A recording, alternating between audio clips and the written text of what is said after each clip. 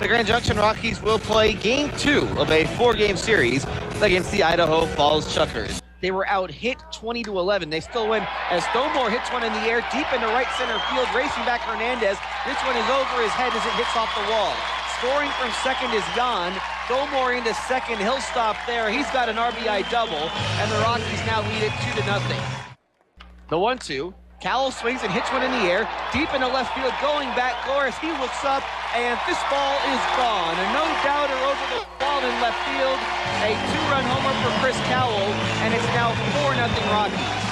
Rockies win it 4-0. They get to win number 40 on the year, win number 19 in the second half. They score their 4th shutout victory of the season.